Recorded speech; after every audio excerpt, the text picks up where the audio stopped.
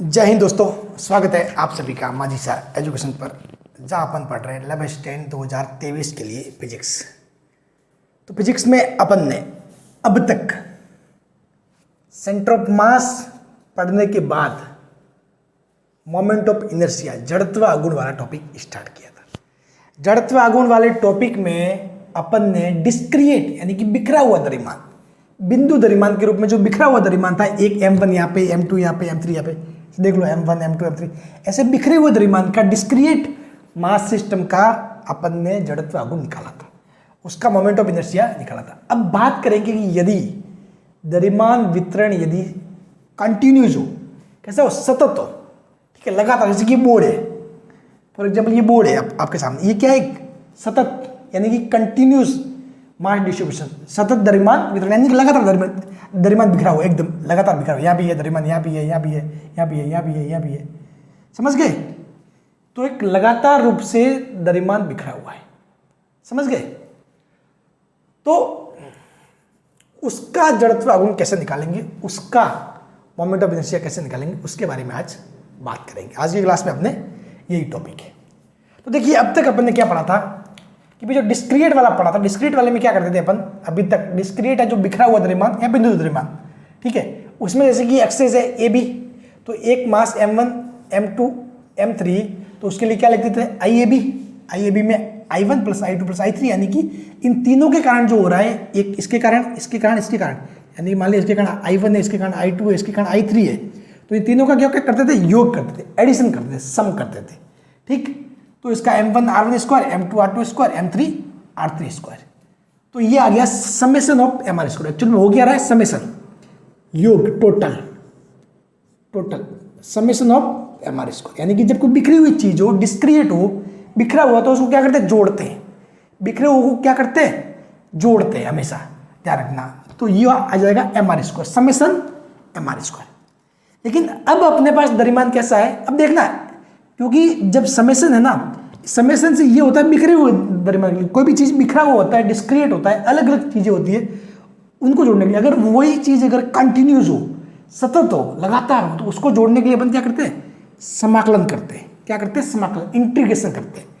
तो इसी वही चीज अपन पढ़ने वाले इस सतत द्रव्यमान वितरण के लिए, यानी कि कंटिन्यूस मास डिस्ट्रीब्यूशन। क्या पढ़ेंगे, कंटिन्यूस मास डिस्ट्रीब्यूशन, यानी कि क्या है, कंटिन्यूस मास डिस्ट्रीब्यूशन का मतलब ये कोई एक्सेस है ए बी, ठीक। अभी ए बी एक्सेस के पास क्या है, कोई मास है, द्रव्यमान है, इसका क्या द्रव्यमान m है, मास क्या है, m है। ये देखोगे तो इसमें ये पूरा द्रव्यमान m कौन सा वाला है, यह वाला, ये जो आपको दिख रहा है ना, पूरा जो मैंने बनाया है, ये पूरा m है। अब आप इसका मोमेंट ऑफ इनर्शिया कैसे निकालोगे, जड़त्व आघूर्ण इसका आप कैसे निकालोगे, नहीं निकाल पाओगे ना सिंपली ऐसे। इसका आप कैसे टोटल करोगे भाई, ठीक है। अगर मान लो यहाँ पे एक पॉइंट द्रव्यमान होता तो फिर आप क्या करते, r दूरी लेके mr² कर लेते, लेकिन अब यहाँ पे भी थोड़ा द्रव्यमान यहाँ पे है, थोड़ा यहाँ पे है, थोड़ा यहाँ पे है, थोड़ा यहाँ पे, थोड़ा यहाँ, इसको कैसे करोगे, इसको कैसे करोगे। तो अपन क्या करते हैं, इसके लिए अपन यूज करेंगे इंटीग्रेशन, यानी कि समाकलन विधि। कौन सी विधि यूज करेंगे, समाकलन विधि, समझ गए। तो समाकलन विधि मतलब कैसे, क्योंकि भाई जब अपन डिस्क्रिएट की बात करते हैं, बिखरे हुए की बात करते हैं, अलग अलग की बात करते हैं, तो उनको जोड़ना होता है, उनको क्या करना होता है, जोड़ना होता है, समझ गए। जब किसी लगातार की बात होती है, कंटिन्यूस की बात होती है, तो उनको जोड़ने के लिए क्या करना होता है, उसको समाकलन करना होता है, ठीक। तो इसके लिए अपन क्या करेंगे, अपन ऐसे मानेंगे कि माना इसके अंदर एक द्रव्यमान है dm, एक छोटा सा अल्प द्रव्यमान, स्मॉल साइज का मास है dm, समझ गए। अपन ये मानते हैं, फिजिक्स में ऐसे करते हैं, डेरिवेशन बहुत सारे। माना छोटा सा आवेश dx, छोटी सी दूरी, सॉरी छोटा सा आवेश dq मानते, छोटी सी दूरी dx वगैरह ऐसी चीजें मानते करते हैं अपन फिजिक्स में, ठीक है। उसी प्रकार इस पूरे द्रव्यमान में से अपन ये मान लेंगे कि ये छोटा सा स्मॉल अल्प द्रव्यमान क्या मानेंगे, dm, ठीक है, बहुत छोटा सा द्रव्यमान, मास क्या मानेंगे, dm। और ये dm इस एक्सेस AB से कितनी दूरी पर है, x दूरी पर। ये dm इस AB से कितनी दूरी पर है, x दूरी पर, समझ गए। तो एक्चुअली में आपके पास जो इस dm है, इस dm का डीएम का जो जड़त्व आघूर्ण है, डीएम का जड़त्व आघूर्ण क्या आ जाएगा, डीएम का जड़त्व आघूर्ण आ जाएगा डीएम आर स्क्वायर, क्योंकि द्रव्यमान इंटू दूरी का स्क्वायर। तो डीएम, सॉरी मैंने इसको क्या लिया है, एक्स लिया ना, हाँ इसको आर ले लो, चलो ठीक है, ये आर मानना डिस्टेंस, ठीक। तो क्या हो जाएगा डीएम आर स्क्वायर। बात क्लियर। तो अब देखो ये तो किसके लिए, इसके लिए, लेकिन अपने को तो क्या करना है, इस पूरे द्रव्यमान का निकालना है, इसका पूरे का निकालना है, समझ गए, यहां से यहां तक का। तो अब यहां से यहां तक का निकालना है, तो संपूर्ण एम का जो मोमेंट ऑफ इनर्शिया है, जड़त्व आघूर्ण, ये किसके सापेक्ष में बात कर रहे हैं, with respect to AB axis, ठीक है, with respect to AB axis. तो संपूर्ण एम का जड़त्व आघूर्ण क्या हो जाएगा, वो हो जाएगा समाकलन of DM R square integration of DM R square I A B. जो सिस्टम है इसका ए बी के रेस्पेक्ट में जो जड़त्व आघूर्ण है, मोमेंट ऑफ इनर्शिया, वो क्या हो जाएगा, इंटीग्रेशन डीएम आर स्क्वायर। बात क्लियर, आपको कोई दिक्कत नहीं होनी चाहिए, ये समझ में आ गया ना, बस यही है, उसके बाद तो सब कुछ सिंपल है, ऐसे चुटकी में होगा काम, बस यही है, जो भी था वो ये था। इसको एक बार फिर से बता देता हूं, ये क्या कहना क्या चाह रहा है भाई, कहना ये चाह रहा है कि आपके पास ये द्रव्यमान, पूरा द्रव्यमान है, ठीक, ऐसे द्रव्यमान ये पूरा इस अक्ष के ऊपर लटका हुआ है। अब आप इसका जड़त्व आघूर्ण कैसे निकालोगे भाई, इसको कैसे करोगे, क्योंकि पूरा द्रव्यमान m है, ठीक है। पहले तो क्या था, आपके पास एक m1 था, वो m1 एक बिंदु के रूप में था, कितनी दूरी पर था, r1 दूरी पर था, तो आपने m1 r1 इसको लिख दिया। अब यहाँ पर इस पूरे m में से इतने से भागो क्या मानोगे, या फिर इतने से भागो क्या मानोगे, समझ गए, कहाँ से कैसे करोगे। तो ये है कंटिन्यूस, इसको करने के लिए अपन क्या करेंगे, समाकलन विधि का उपयोग करेंगे, इंटीग्रेशन विधि का।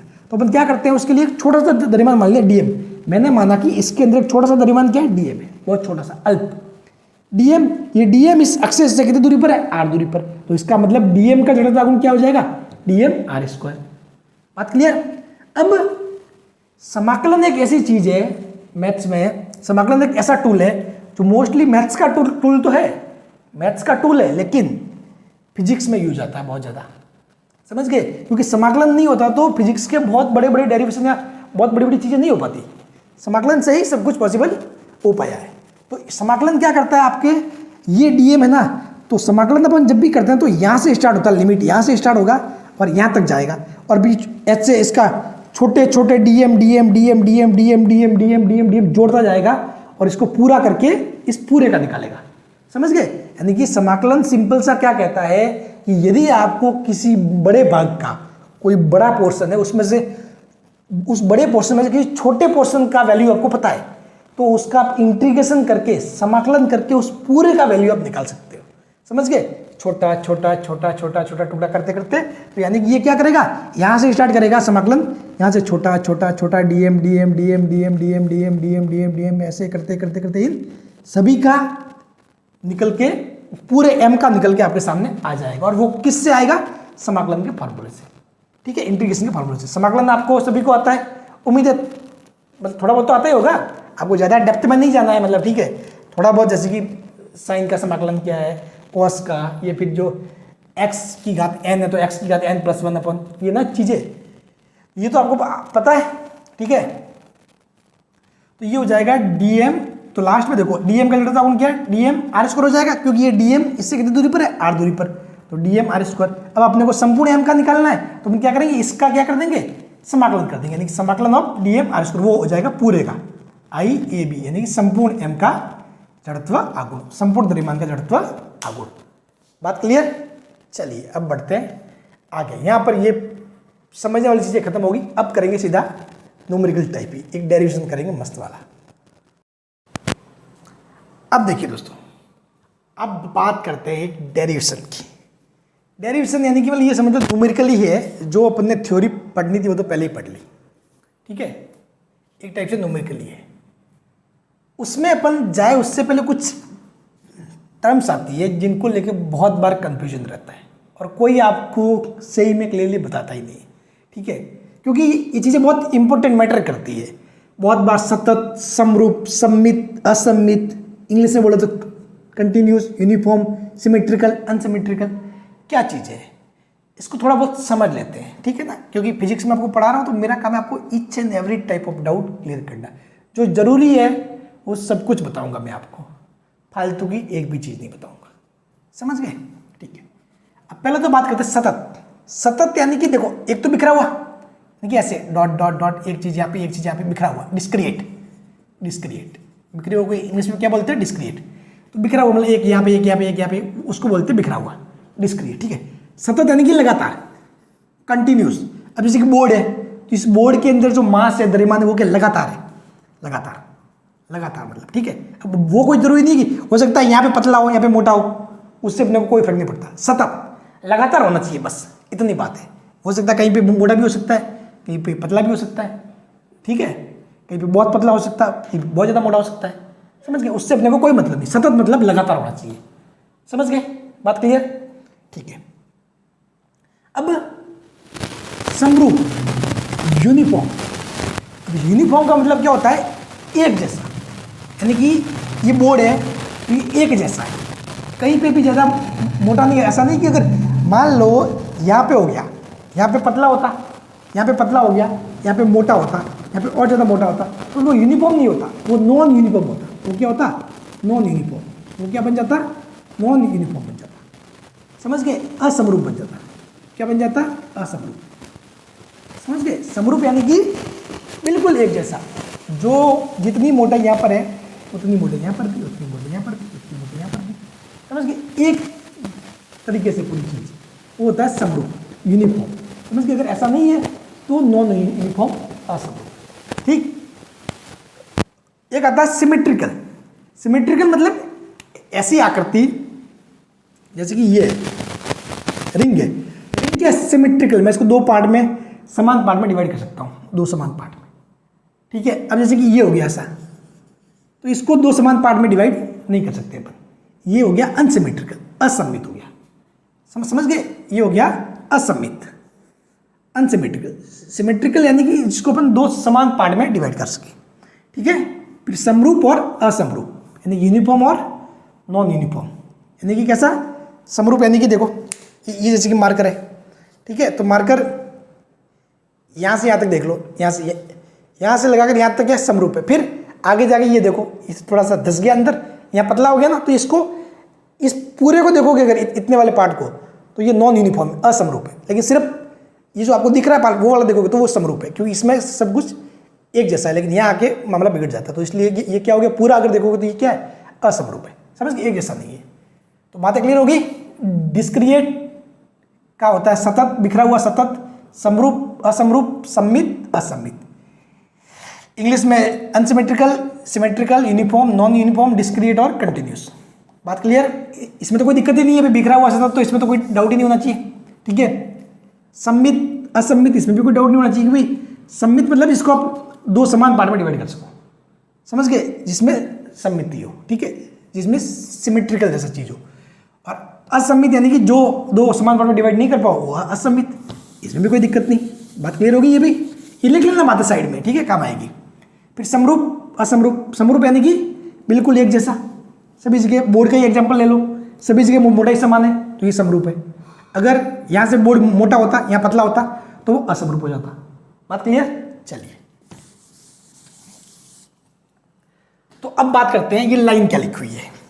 समरूप छड़। समरूप छड़ यानी कि यूनिफॉर्म रॉड, यूनिफॉर्म रॉड है, ये रॉड है, छड़ है, ठीक है, समरूप है। इसके एक सिरे से गुजरने वाली, इसके एक सिरे से गुजरने वाली तथा लंबाई के लंबवत अक्ष के सापेक्ष जड़त्व गुण निकालना है। यानी कि ये जो समरूप रॉड है, समरूप छड़ है, यूनिफॉर्म रॉड है, समरूप छड़ है, ठीक है, उसके, इसकी जो लंबाई है, लंबाई क्या, लेंथ क्या, ये तो लंबाई के लंबवत यानी कि इस लेंथ के परपेंडिकुलर, और इसके एक सिरे से यानी कि जो एक जो साइड है, ठीक है, एक एंड है, वन एंड, इसके एक एंड से पास होने वाली और इसकी जो लेंथ है उसके परपेंडिकुलर अक्ष, तो कौन सी अक्ष होगी? ये होगी, ठीक है। फॉर एग्जाम्पल ये मान लो ये एक छड़ है, ठीक है, ये आपको ऐसे दिख रही है ना, तो चलो ये मान लिया ये एक छड़ है, ठीक है, इसको ये सामने वाला भाग मानना, ठीक है, पीछे वाला मत मानना, ये एक छड़ है, ठीक है। तो ये छड़ का मतलब ये समझ लो कि छड़ है, जो छड़ की मतलब लेंथ ये है, तो इस लेंथ के एक एंड, एक सिरा, एक एंड है, उससे निकलने वाली एक्सेस और इसके जो लेंथ के लंबवत यानी कि इसके परपेंडिकुलर हो, इस वाली एक्सेस के रेस्पेक्ट में इसका आपको क्या करना है, जड़ता गुण निकालना है, मोमेंट ऑफ इनर्शिया निकालना है। बात क्लियर? और ये मोस्ट इंपॉर्टेंट है, 3 तारे लगा दो इसके, 3 तारे, 4 तारे, 5 तारे, ठीक है, लगा दो, ठीक है, बहुत ही ज़्यादा इंपॉर्टेंट है।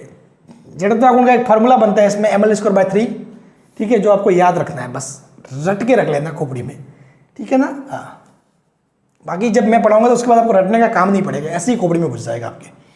चलिए, तो अब ये छड़ है, ये रॉड है, पूरी रॉड है, यहाँ से लगाकर यहाँ तक, यहाँ से लगाकर यहाँ तक पूरी लेंथ कितनी बन रही है, ये लेंथ आप देखोगे पूरी लेंथ, तो पूरी लेंथ बन रही है L, पूरी लेंथ कितनी बन रही है, L बन रही है। अब आपको इसका क्या करना है, जड़ता गुण निकालना है। अब सिंपल सी बात है, इसका कैसे निकालोगे, मैंने बताया था, आप मानोगे छोटा सा dm, स्मॉल dm, स्मॉल, इसके अंदर क्या लोगे, छोटा सा dm, छोटा सा dm, ये माना छोटा सा dm है, ठीक है, dm मास, ओके। और ये जो dm मास है वो कितना, इसको अगर मैं डिस्टेंस यदि x मान लूँ, चलो x की तो मैं बात करता हूँ, ये dx मोटाई है, ये कितना मोटा है, dx, dx पार्ट में dm द्रव्यमान है, समझ गए, dx पार्ट में क्या है, dm द्रव्यमान। बात क्लियर? यानी कि dx जो लेंथ है, छोटी सी लेंथ है, उसमें ये छोटा सा द्रव्यमान क्या है, dm द्रव्यमान है। बात क्लियर? और ये इससे कितनी एक्सेस, कितनी लेंथ पर है, x लेंथ पर, x दूरी पर है, कितनी दूरी पर है, x दूरी पर, समझ गए? अब देखो, यानी कि कहने का मतलब ये है कि अपन ने छोटा सा द्रव्यमान माना, अल्प द्रव्यमान, अल्प मास क्या माना, dm माना, dm अपन ने एज्यूम किया कि यहाँ पे एक छोटा सा द्रव्यमान dm है, उस dm की मोटाई कितनी है एक्चुअली में, dx, लेंथ कितनी है, dx, और ये यहाँ से कितनी दूरी पर है, x दूरी पर। बात क्लियर? अब देखो, सिंपल सी बात है, अपने को पता है कि L लेंथ में, L लंबाई में अपन कौन सा नियम लगाएंगे, एक एक नियम, ठीक है, एक एक नियम, समझ गए? ये एक एक नियम लग भी तभी पाएगा जब ये रॉड क्या है, समरूप हो, छड़ क्या हो, समरूप हो, यानी कि ये जो मोटाई है सभी जगह, ये जो छड़ है ना, मतलब एक तरीके की छड़ है, समझ गए? ऐसा नहीं है कि कहीं से मोटी है कहीं से पतली है, बिल्कुल एक जैसी है। कहीं से मोटी, अगर यहाँ से मोटी होती है यहाँ से पतली होती है तो ये अपना फॉर्मूला काम नहीं करता। बात क्लियर? ठीक है, तो L लंबाई में द्रव्यमान कितना है, L लंबाई में द्रव्यमान कितना है, m है, L लंबाई में द्रव्यमान m है। तो एकांक लंबाई में, एकांक यानी कि एक सिंगल, एकांक लंबाई में, एकांक लंबाई में द्रव्यमान कितना हो जाएगा, एकांक लंबाई में द्रव्यमान हो जाएगा m/L, ये हो जाएगा। बात क्लियर? लेकिन अब आपको तो निकालना क्या है, इस dx लंबाई में, तो dx लंबाई में द्रव्यमान, dx लंबाई में द्रव्यमान क्या हो जाएगा, m/L इंटू dx, और इसको अपन ने किसके इक्वल माना है, dm के इक्वल, ठीक है। तो अपने पास क्या आ गया एक्चुअली में, रियल में अपने पास निकल के क्या आया है, रियल में निकल के जो आया वो क्या आया, dm आया है, क्या आया, dm आया है, dm बराबर ml dx। देखो ये सेम एक एक नियम बहुत इंपॉर्टेंट है, सेम वही चीज है भाई। आपसे किसी ने पूछा कि 6 किलो का मूल्य 12 रुपए, आप ऐसे ही करते हो, 6 किलो का मूल्य 12 रुपए, तो 1 केले का मूल्य 12/6, ठीक है। तो 3 किलो का मूल्य तो 12/6 इंटू 3, ऐसे आप करते हो, यानी कि 6 रुपए 3 किलो का मूल्य। यही तो होता है एक एक नियम, एक एक रूल, समझ गए कि L लंबाई में द्रव्यमान m है, तो एकांक लंबाई में द्रव्यमान 1 के लिए क्या करते हो आप, m/L हो जाएगा, 1 के लिए इसमें इसका भाग दे दोगे, फिर जिसका निकालना है उसको आप मल्टीप्लाई कर दोगे। ये एक एक नियम हमेशा ध्यान रखना, ये बहुत काम आता है। ठीक। तो डीएम क्या हो जाएगा, ml बाई डी एक्स, यानी कि जो आपने जो छोटा सा द्रव्यमान माना डीएम वो कितना है, ml बाई डी एक्स। और ये डीएम ये यहाँ इससे कितनी दूरी पर है, x दूरी पर। तो आपको पता चल जाएगा कि संपूर्ण छड़ का ए बी अक्ष के सापेक्ष, ए बी एक्सिस के रेस्पेक्ट में, ठीक है, जड़त्वागुण यानी मोमेंट ऑफ इनर्शिया। तो संपूर्ण छड़ का ए बी अक्ष के सापेक्ष जड़त्वागुण क्या हो जाएगा, I A B integration of DM, और ये क्या है, एक्स स्क्वायर, क्योंकि अब की बार लेंथ अपने क्या मानी है, एक्स स्क्वायर।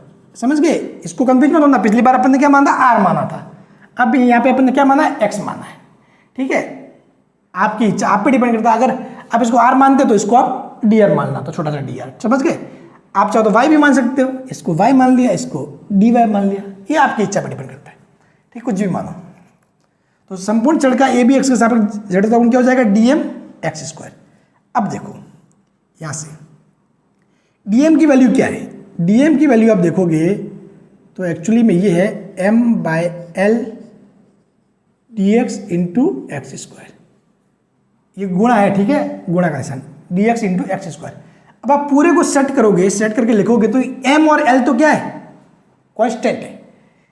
m और l तो क्या कांस्टेंट है, जो कांस्टेंट होता है, ठीक है, वो क्या हो जाता है, जो इंटीग्रेशन का समाकलन में बाहर आ जाता है। तो m बाय एल और एक्स स्क्वायर डी एक्स, ये हो जाएगा। बात क्लियर। अब देखो, अब अपने को लिमिट लगानी पड़ेगी, अपने को कहाँ चलना है, क्योंकि अपन ये क्या करेगा, समाकलन छोटा सा डी एक्स लेगा, ये D x D x D x D x करते करते करते करते करते करते करते पूरी छड़ का ये निकाल लेगा। तो इसको कहाँ से स्टार्ट करना है, इसको स्टार्ट करना है जीरो से, स्टार्ट करना है जीरो से, स्टार्ट करके लंबाई करते करते करते करते पूरी लंबाई एल तक ये चलेगा। तो लिमिट कहाँ से कहाँ आएगी, जीरो से एल तक, जीरो से एल तक। बात क्लियर। चलिए, तो एम एल ये तो हो जाएगा एम एल, एम एल तो बाहर ही रहेगा। अब इसका देखो, इसका इंटीग्रेशन क्या होता है, समाकलन। देखो सिंपल सी बात है, समाकलन यदि आपने पढ़ा होगा तो ये किया ऐसे, भाई x की पावर n है, ठीक है, समाकलन ऑफ डी एक्स, तो आप कैसे करते हो समाकलन, ये होता है इज इक्वल टू एक्स की power n plus one upon n plus one. समझ गए, यदि x की पावर n है, x की पावर n डी एक्स है, इंटीग्रेशन x की पावर n डी एक्स है, तो x की power n plus one upon n plus one. ठीक है, तो ये होगा, तो यानी कि एक्स स्क्वायर का क्या हो जाएगा, ये हो जाएगा एक्स क्यूब यानी कि two plus one upon by three, और लिमिट जीरो से एल आप लगा लोगे। ठीक है, तो आप लिमिट लगाओगे जीरो से एल, ठीक है, तो जब आप जीरो से एल लिमिट लगाना मतलब इस एक बार एक्स की जगह एल लिखना है, माइनस करके एक बार एक्स की जगह जीरो लिखना है। ठीक है, तो ये क्या आ जाएगा,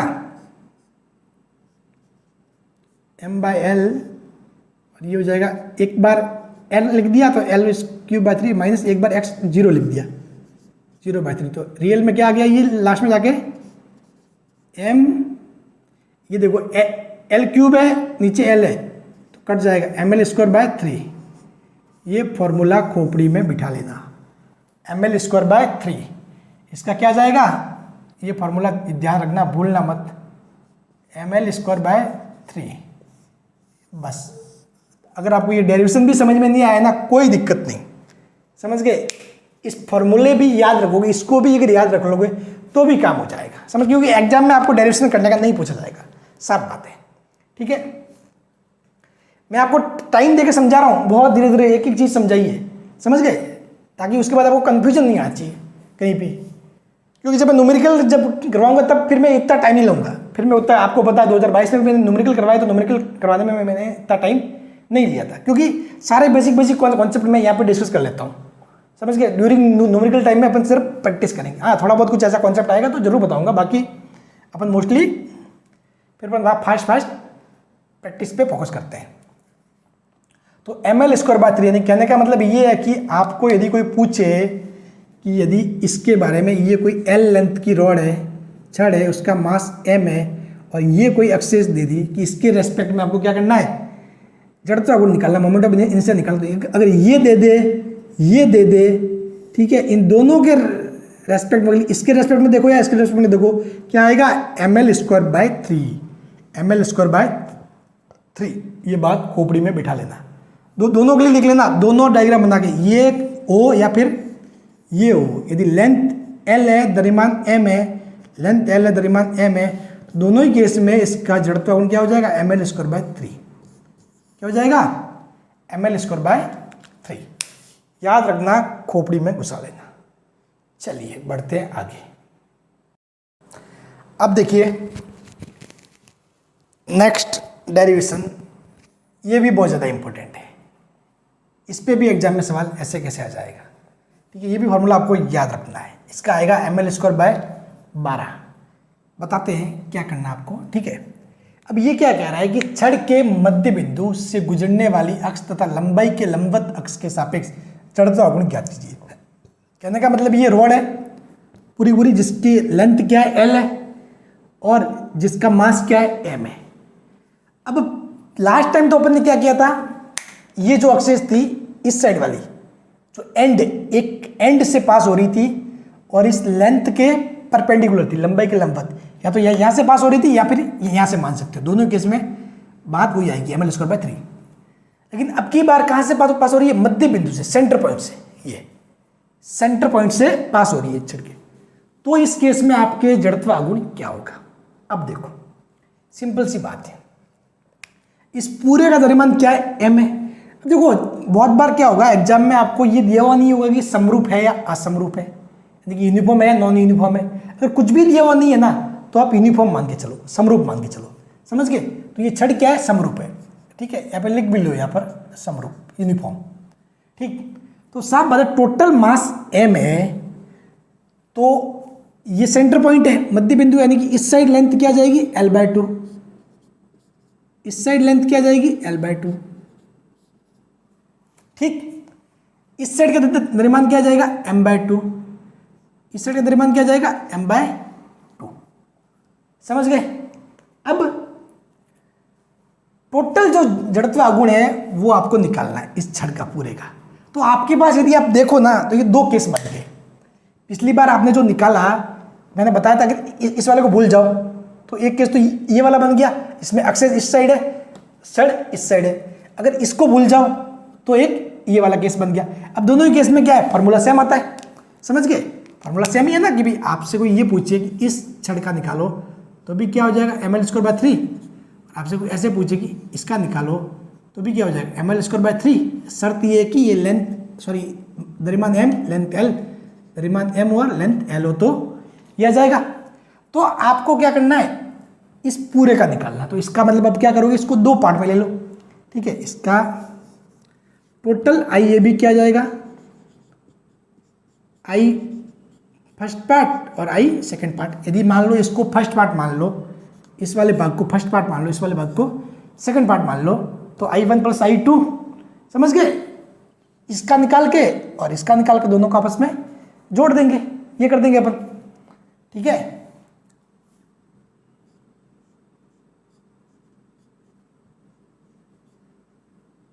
अब देखो, तो यहां से देखोगे आप, तो अब I1 इस वाले पार्ट के लिए लिखते हैं। तो फॉर्मूला क्या है एक्चुअली में, ml²/3, ml²/3 एक्चुअली में फॉर्मूला क्या, रियल फॉर्मूला क्या है, ml²/3। लेकिन यहां पर m नहीं होके m/2 है, m नहीं होके m/2 है, और l नहीं होके l/2 है।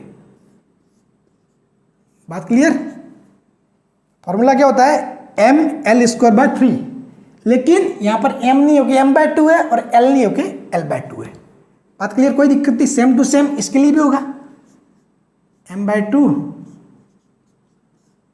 l/2 का square upon 3 mood, sorry mood, यानी कि यहाँ तमिलनाडु में एक्चुअली जो तमिल चलती है, तमिल में इसको मूड बोलते हैं। ऐसे यहाँ पे काउंट होता है, ऐसे अपन बोलते हैं ना 1 2 3 4 5 6 7 8 9, तो तमिल में बोलते हैं 1 2 3 4 5 6 7 8 9, ठीक है। खैर उसके बारे में बात नहीं करेंगे, नहीं तो फिर मैं आपको तमिल सिखाने लग जाऊंगा। चलिए, तो यहाँ से आप देखो,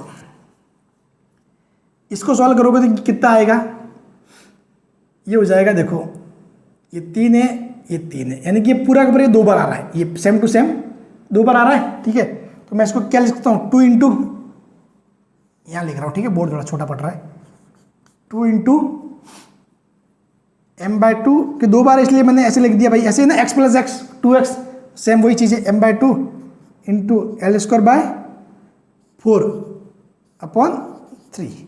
बात क्लियर, समझ के कोई दिक्कत नहीं, 2 से 2 ये कैंसिल हो गया, और ये आया m L² और 4 इंटू 3 12, mL²/12, mL²/12। बात क्लियर, ये आ गया mL²/12।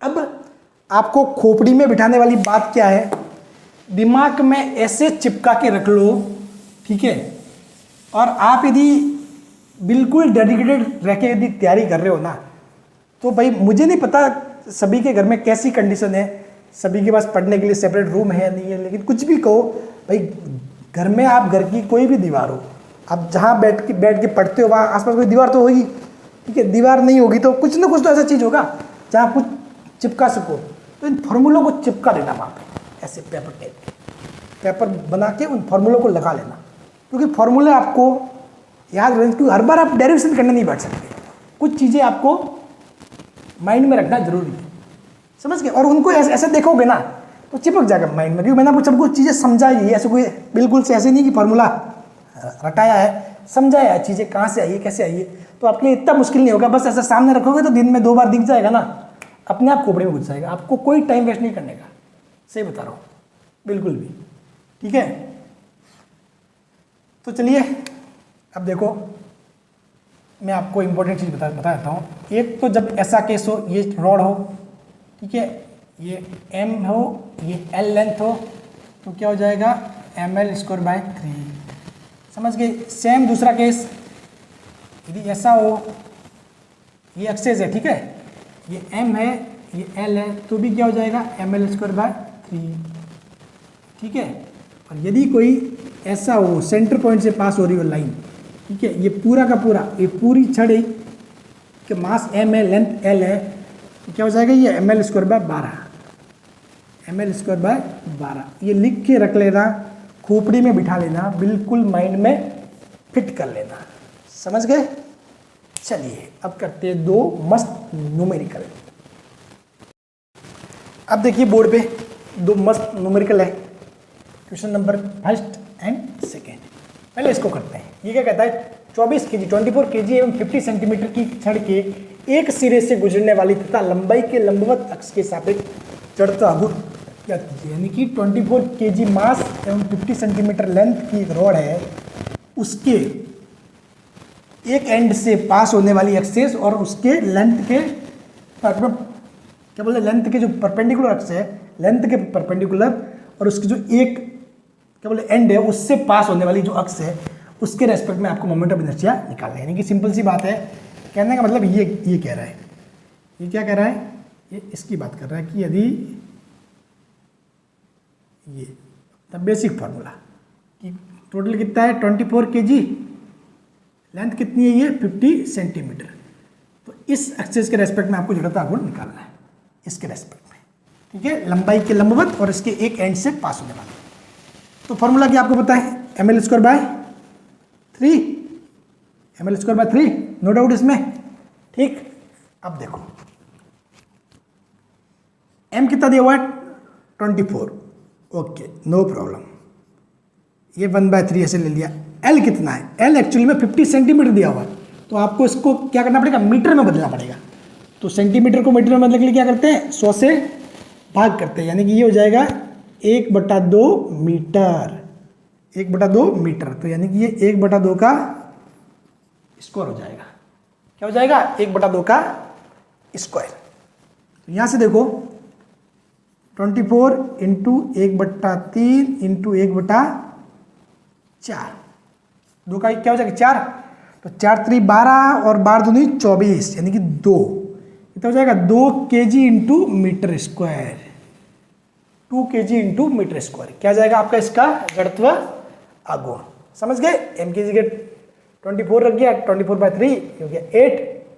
समझ गए? और ये 1/2 का स्क्वायर यानी कि 1/4, 8 into 1/2 sorry 8 into 1/4 2 kg into metre square. ये की यूनिट है। यूनिट क्या है? kg into metre square. क्यों? सभी को पता है ml स्क्वायर भाई, mr स्क्वायर। m यानी कि मास kg, r यानी कि लेंथ मीटर स्क्वायर। बात क्लियर? इसमें कोई दिक्कत नहीं। चलिए अब सवाल आता है नेक्स्ट। आपको क्या, ये रॉड दी हुई है और ये सेंटर पॉइंट है। सेंटर पॉइंट दिख रहा है क्योंकि ये लेंथ l है, ये l है, तो ये क्या होगा? सेंटर पॉइंट होगा। इस साइड भी मास m है, इस साइड भी मास m है। अब आपको IAB के रेस्पेक्ट में निकालना है। तो सिंपल सी बात है, आपको पता है इस वाले भाग को भूल जाओ, पहले इसके लिए निकालो, या फिर चलो इसको भूल जाओ, पहले इस भाग के लिए निकालो। इसको मान लिया भाग फर्स्ट, इसको ले लिया भाग सेकेंड। ठीक है, यहाँ से क्या हो जाएगा? IAB एक्चुअली में क्या हो जाएगा? अगर फर्स्ट वाले भाग के लिए देखोगे तो क्या हो जाएगा? वही फॉर्मूला ml²/3। सिंपल सा। यदि इसको भूल जाओ तो क्या m मास है, l लेंथ है, तो ml²/3 प्लस ml²/3 कितना हो जाएगा? 2 ml²/3। बात क्लियर? आ गया? इसी को आप दूसरी विधि से और कर सकते हो। दूसरा मेथड और है। आपको पता है कि यदि इसका फॉर्मूला क्या होता है, आपको एक फॉर्मूला होता है, आपने निकाला था ml²/12। ml²/12 यानी कि ये कब है? जब टोटल मास कितना था? m था, एंड टोटल लेंथ कितनी थी? l थी। तब ये फॉर्मूला था ml²/12। लेकिन अब एक्चुअली में इस m की जगह टोटल मास कितना हो गया? 2m हो गया। बात क्लियर? और टोटल लेंथ l की जगह कितनी होगी? 12 होगी। क्या करो? इसके अंदर पुट कर दो। इसके अंदर पुट करोगे तो m की जगह 2m और l की जगह 12² तो 2m इंटू 4l²/12। देख लो ये कितना आ रहा है? 4 दूनी 8/12, 4 से काटोगे तो 2/3 यानी कि 2/3 ml²। बात क्लियर? चीजें सवाल कैसे भी कर सकते हो, बस एक बार बेसिक कॉन्सेप्ट क्लियर हो गई, उसके बाद सवाल कैसे भी कर सकते हो। फॉर्मूले को रटना नहीं है, समझना है। समझ गए? अब जैसे कि बच्चे क्या करते हैं, रट लिया ml²/12 ml²/12। भाई ये ml²/12 है कब? ये ml²/12 तब है जब ये आपको पूरा मास m दिया हुआ है, पूरी लेंथ l दी हुई है, तब जाके वो ml²/12 है। अगर ये पूरी लेंथ 12 है और पूरा मास 2m है तो 2/3 ml² आएगा। बात क्लियर? समझ गए? चलिए बढ़ते हैं आगे। अब आपको एक न्यूमेरिकल और करवाता हूं, थोड़ा एडवांस लेवल का है। किसी को समझ में ना भी आए तो इतनी कोई बड़ी बात नहीं है। ठीक है, ऐसा नहीं कि फिर आपके लिए पूरी फिजिक्स ही ऊपर से निकल गई, नहीं, कोई बात। थोड़ा एडवांस लेवल का है, इसको समझ में आए अच्छी बात है, लेकिन मुझे उम्मीद है कि जब मैं समझाऊंगा तो आपको समझ में आ जाएगा, क्योंकि मैं नहीं चाहता कि कोई ऐसा कॉन्सेप्ट जो इम्पोर्टेंट हो और आप चूक जाओ। समझ गए? तो थोड़ा सा एडवांस जरूर है, लेकिन उसको अपन करेंगे, वो भी समझ के करेंगे अच्छे ढंग से। चलिए अब देखिए आज की आखिरी स्लाइड और आखिरी सवाल न्यूमेरिकल है। ठीक है, थोड़ा एडवांस लेवल का है, लेकिन बहुत अच्छे से मज़ा आएगा, सीखते हैं कुछ। ठीक है, चलिए अब देखो आपको दिया हुआ क्या, एक्चुअली में आपको निकालना है विथ रेस्पेक्ट टू इस ए बी जो एक्सेस है, इसके रेस्पेक्ट में आपको क्या करना है? जड़त्व आघूर्ण निकालना है, IAB, ये आपको फाइंड करना है। ठीक है, जड़त्व आघूर्ण निकालना, मोमेंट ऑफ इनर्शिया। आपको जो रॉड दी हुई है छड़ है, ये क्या दी हुई है? एक्चुअली इस पे थीटा डिग्री एंगल पे दी हुई है। एक्चुअली में हुआ केस ये हो रहा है, पहले तो क्या था, अपनी ये एक्सेस थी तो ऐसे रॉड थी, लेकिन अब क्या है, रॉड ऐसे किसी एंगल पे है, यानी कि छड़ ऐसे रखी हुई है। पहले तो सीधी रखी हुई थी ऐसे, अब छड़ किसी एंगल पे रखी हुई है, तो वो एंगल क्या है? थीटा। वो एंगल क्या है? थीटा। बात क्लियर? तो इस थीटा एंगल पे रखी हुई है, इसकी मास जो m है और लेंथ क्या है? l है। मास m है, लेंथ l है। अब इसका आपको क्या निकालना है? जड़त्व आघूर्ण निकालना है। कैसे निकालोगे? क्योंकि आपको फॉर्मूला तो वो वाला पता है, सर जब सीधी हो तो पता है। इस केस में क्या करोगे? तो ये भी कर लेंगे, ये भी कोई बड़ी बात नहीं है। देखो सिंपल सी चीज़ें हैं जो आपको अप्लाई करनी होती है। देखो क्या करोगे आप, यहाँ मानोगे छोटा सा दरिमान, एक छोटा सा जो पार्ट है मोटाई वाला, आप dx मान लोगे। ठीक, dx मान लोगे आप? चलिए ये dx मान लिया।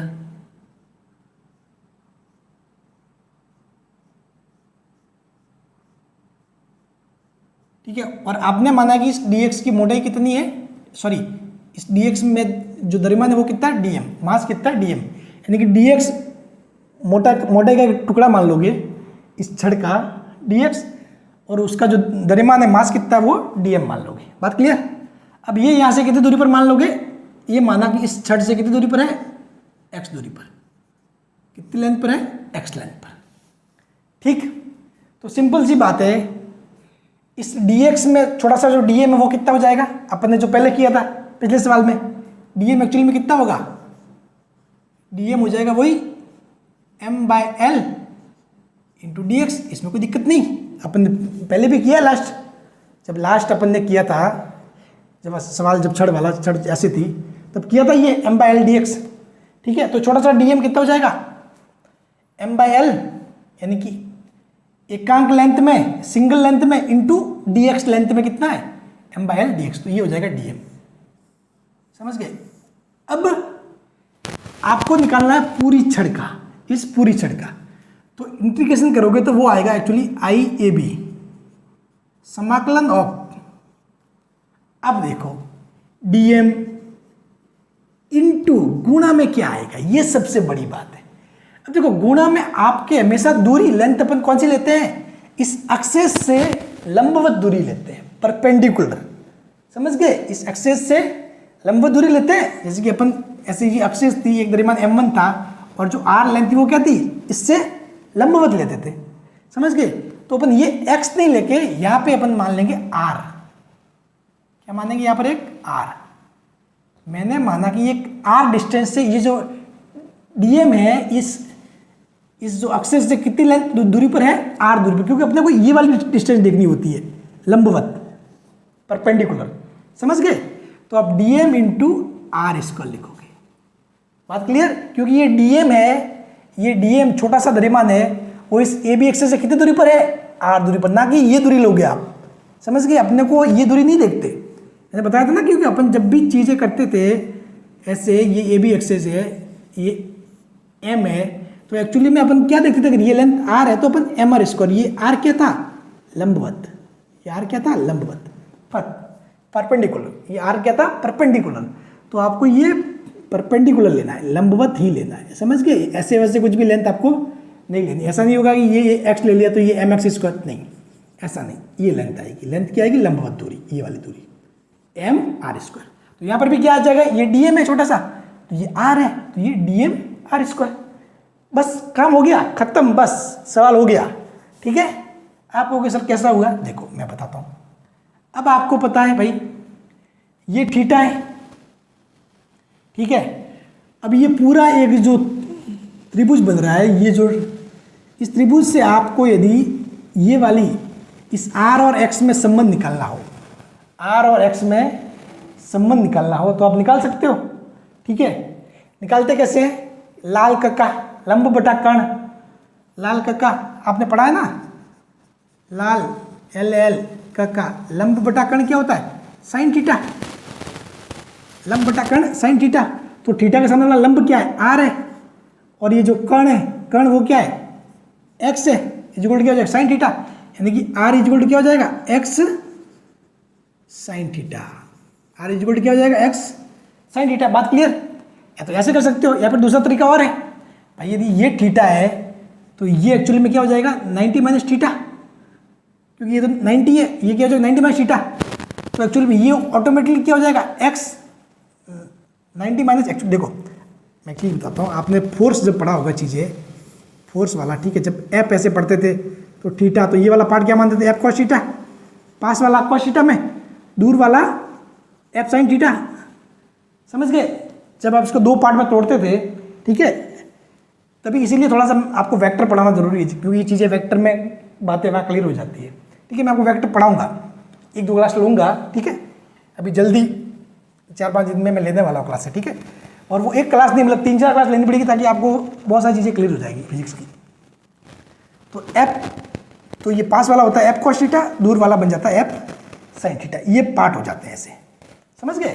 तो इसी प्रकार ये जो इससे आप देखते हो ना, इससे तो एक्चुअली में ये पास वाला बनता है आर, तो आर को आप क्या लिखोगे, एक्स कॉस 90 माइनस थीटा। यहाँ आप क्या लिखोगे एक्चुअली में, एक्स लिखोगे ना इसके लिए, जैसे ये बन रहा है, ये यहाँ पे देखो ये आर, ये 90 माइनस थीटा एक्स। तो एक्चुअली इस आर को लिखना ना, ये पास वाला है, आर बराबर क्या जाएगा, एक्स कॉस 90 माइनस थीटा, और चूंकि कॉस 90 माइनस थीटा क्या होता है, साइन थीटा, तो एक्स साइन थीटा।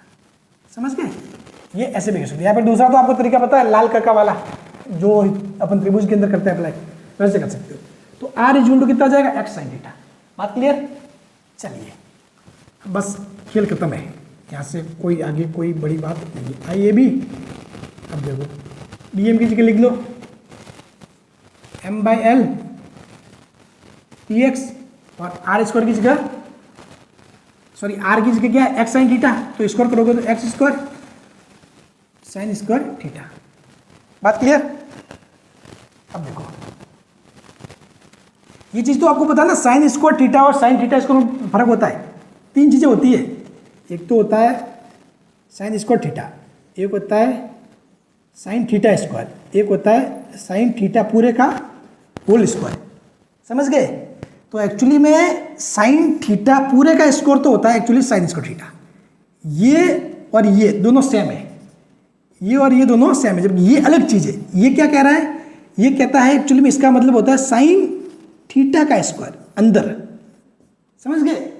तो ये थोड़ा चीजें, बेसिक चीजें ध्यान रखा करो, ठीक है। साइन थीटा का स्क्वायर मतलब साइन स्क्वायर थीटा, ठीक है, जबकि साइन उसके अंदर थीटा का स्क्वायर वो अलग चीज है। समझ गए।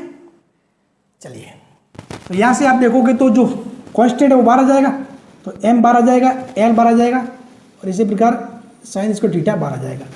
अंदर क्या रहेगा, एक्स स्क्वायर डी एक्स। समझ गए।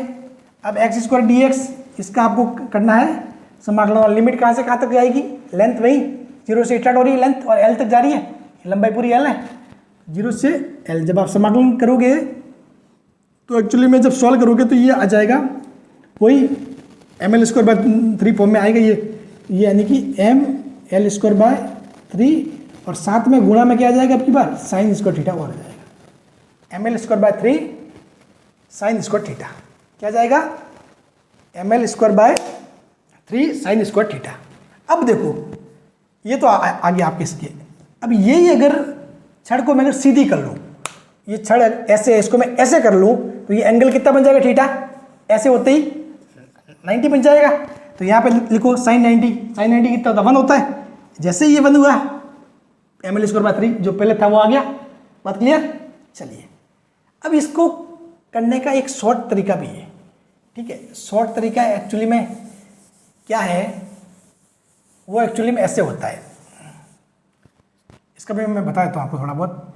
ये लेंथ L है ना, एक्चुअली में ये लेंथ L है, तो इस लेंथ को अगर आप इसके ऊपर, इसको बोलते हैं सदिश में बोलते हैं प्रक्षेप, यानी कि इंग्लिश में बोलते हैं प्रोजेक्शन, प्रोजेक्शन यानी कि जो इसका जो है ना पूरा का पूरा इसके ऊपर जो छाया पड़ती है, ठीक है, वो कितनी है, यदि ये L है, ठीक है, और ये एंगल थीटा है, तो ये एंगल क्या हो जाएगा, 90 माइनस थीटा। तो एक्चुअली में ये हो जाता है L कॉस 90 माइनस थीटा। समझ गए, यानी कि L साइन थीटा।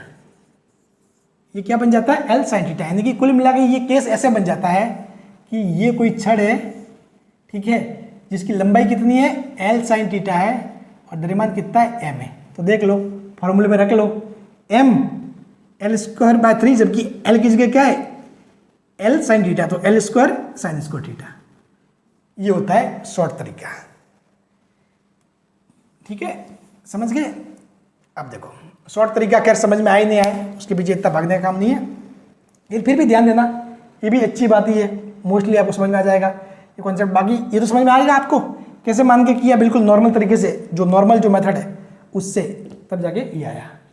थोड़ा एडवांस लेवल का सवाल था, लेकिन उसको भी सॉल्व करना थोड़ा ज़रूरी था, कुछ सीखना भी ज़रूरी था।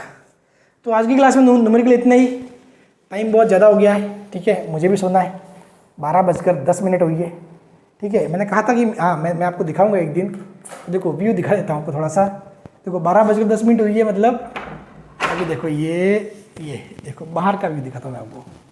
ये देखिए, ये मैं आपको दिखाता हूँ, पूरा अंधेरा है एक्चुअली में, कुछ नहीं दिखेगा। ये एक्चुअली मेरा ये क्वार्टर है, सेंट्रल गवर्नमेंट के क्वार्टर ऐसे होते हैं। देखो सिटी में ऐसे ही होते हैं मोस्टली। ये बिल्डिंग बनी हुई है, देखो सामने देखोगे तो 1 2 3 4 फ्लोर में है। देखो नीचे से, अब जैसे कि इस बालकनी वाली लाइट स्टार्ट करता हूँ पहले, उसके बाद आपको मालूम पड़ेगा चीज़ें। अब देखो, अब कुछ दिखाई दे सकता है थोड़ा बहुत। तो ये है भाई साहब, देख लीजिए। आपके लिए रात रात को वीडियो बनाने पड़ते हैं मेरे को, लेकिन आप टेंशन लीजिए मत, सब कुछ पढ़ाया जाएगा आपको, ठीक है। उम्मीद करता हूँ बस आप विश्वास बनाए रखें। सब कुछ अपन पढ़ेंगे अच्छे से, फिजिक्स पढ़ेंगे, केमिस्ट्री पढ़ेंगे, ठीक है। साइंस भी पढ़ाऊँगा, जनरल साइंस, उसके अलावा करंट अफेयर वो भी पढ़ेंगे। चलिए, तो मेरा तो गुड नाइट होने वाला है, लेकिन आप ये क्लास जब भी देखो अच्छे से देखना। चलिए bye, thank you so much, next class में मिलते हैं।